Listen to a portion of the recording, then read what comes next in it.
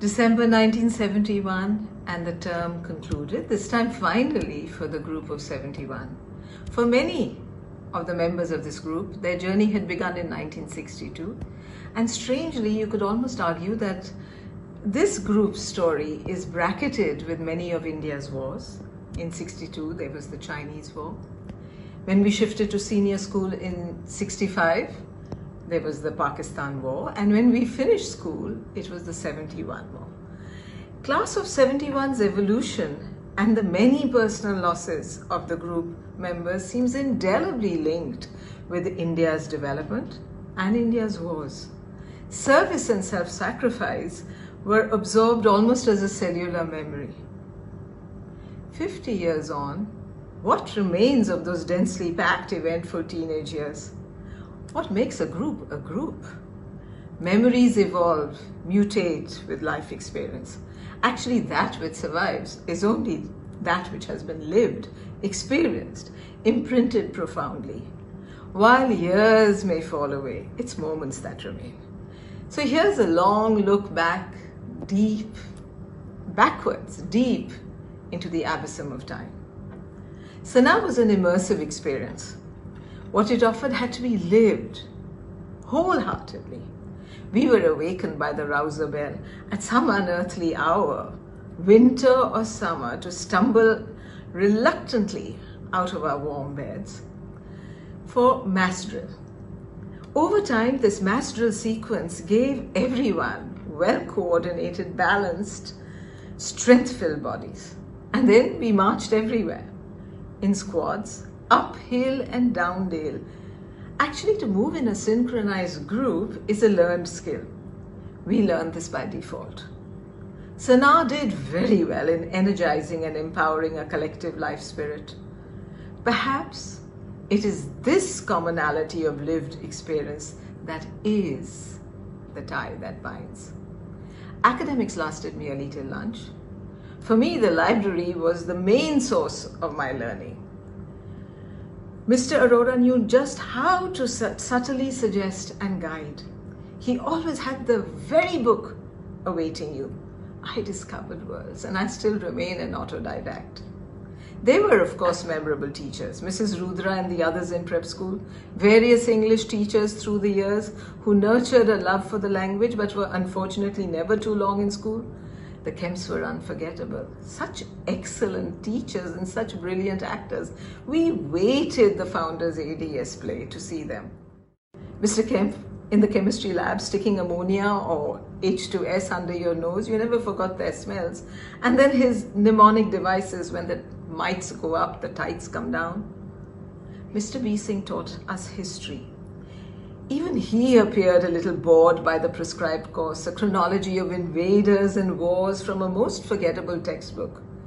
Yet he was the gentlest of beings with an unforgettable smile. Afternoons were given to hobbies. Sana tried to offer a variety of things. The boys appeared to have more choices than the girls. Hand skills for girls was just embroidery. Things were too gender defined, including sports. Late afternoon was for a variety of compulsory sports in season. Excellent training for young bodies. Evenings was prep, and I'd quickly finish all my pending work and then dive into my latest book. Lights out, 9 p.m. The school year was incredibly rich. There were the house plays in the first term. Even a wooden actor like myself had to take part, and actually one learns things that way. Debating societies were great, but not available through all the years. First term was also the great adventure of camp. Unfortunately, trekking was again available only to the boys. Founders' term had preparations begun apace as soon as we returned from summer holidays. It was a busy year for the teachers. In hindsight, what did Sana give us? It certainly made us lovers of nature. Mother Nature was Sana's best teacher. A flood of images, sensory impressions come crowding into me. We bloomed as the wintry February-March colors faded. Behind the girls' dormitory, you remember the short-back hillside? It would burst into pearly pink spring blossoms. It's breathtaking even in memory. the whisper of the wind through stately trees, the race across Peacehead as shadows lengthened. We were always a little afraid. The glorious colors, spectacles of ever-changing light as seasons chased each other across the year. The always magnificent sunrises and sunsets. Perhaps we can say with renewed vigor, Sanaa rooted us in the splendid, ever-changing world of nature, awakening a capacity for silence and deep contemplation. We grew intensely, as healthy trees do, in the pristine air, free from narrow cityscapes, and we put out deep roots like the wondrous Himalayan deodars. The unforgettable red roofs of the Sanaa hilltop leap out in a flood of nostalgia. That hilltop home of our youth, held in place by a flood of sensory memories which have deep roots, even now, 50 years later. Good day to all of you, dear Sanaarians, old Sanaarians, teachers, staff and friends. I can't believe it that it's 50 years since we left Sanaa and possibly 59 since we joined. And I have to speak for 5 minutes. Well, let's try it. It's a time for Thanksgiving. It's a time for remembrance. A few of our batchmates are no more with us. Manju Kaushik, Surain Hira, my dearest friend, Ravi Bala, Neeta Bhattal, Sukhwant Singh, Kulbhushan Oswal, and Dr. Hargopal Singh. We miss them, we remember them. May their soul rest in peace and God bless. You can't forget in a school your teachers. They are the ones who built your backbone. They are the ones who did all for you to make you what you are. Major Somdat was our headmaster for almost our entire term. The camps, Mr. Bhupinder Singh, Mrs. Bhupinder Singh, Mr. and Mrs. Mukherjee, Mr. Bhale Rao, Mrs. Chatterjee, all of them had such a role to play in our lives. Mrs. Rudra, Mr. D.C. Gupta, Mr. Rawat, and there are many more, Miss Kaveri. I remember her in prep school. Most of them are not with us anymore, and we also pray for their souls to rest in peace and thank them for the service to the school and to us. This is our 50th year. We were expecting to do a lot. Just as we, in fact, are proud to say that in our 25th year, quite a few of us came up to Sanaa. We collected some money, some 12-15 lakhs, gave it for a computer center, and for our 50th, we had planned that we would sponsor hangout areas. Now, you know, behind where the kids hang out, behind Birdwood, outside the boys' dorm, prep school, flat, etc. Children hang out there in this free time, and the place we felt was rather unkempt. So we felt if we could sponsor sprucing them up, making them aesthetically beautiful, so that kids, boys and girls, could sit and ponder and dream. We've committed an amount of 1 crore, and we were hoping that behind Birdwood would be completed, but alas, COVID hasn't let that happen. We hope one day we will all as a group come back to Sanaa to celebrate our 50th sometime.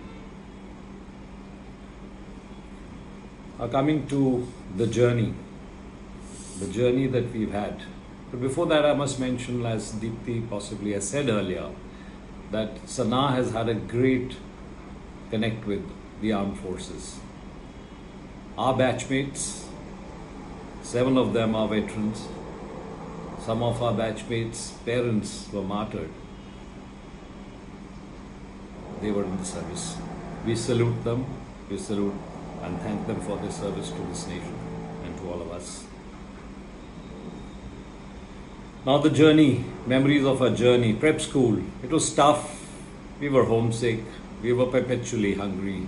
I remember an incident, early days, cold weather, and Ayaji cutting my nails with a blunt scissor. Ouch! And I also remember putting that red Colgate oil on our hair till it dripped down our sides. Those were days. There was a silver lining. Every evening, the house mistress used to come to us in our prep dorms.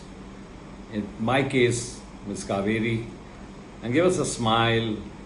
Check out that our cheeks were well charmis-creamed, shining with them, and we had our saline tablets. Those are memories. And one great thing I remember about Sana after, in fact, my very first term while returning home for the holidays, we saw the movie Summer Holidays by Cliff Richard.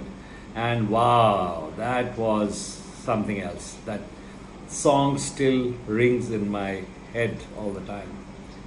Coming to senior school in 65, some bullying, made lots of friends, some senior friends. And the most remarkable thing I remember about it was the letter writing home. My dear mummy and daddy, how are you? I am well and happy. Please send me some tuck. Your loving son. Thank you. So that was what every letter was written. Once I wrote to my cousin, and I wrote the same thing. I ended it by saying, your loving son. We used to wait for those letters to come from home. If there was a parcel, wow, everybody would pounce on you. Charlie, wow, we all have memories of Charlie. His palang tor till today has been the best. I've never eaten a palang tor. Going to Kasauli, 2 rupees a week.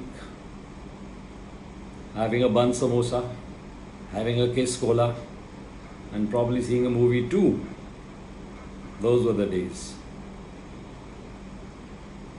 Of course, our final culminated in, I remember we, for founders, put up the play Prithviraj Chauhan. Jagrup Khara was Prithviraj. Candy Hoon was Samyukta, I think. And my dear friend Suren was Hahuli Roy. Hahuli Rai.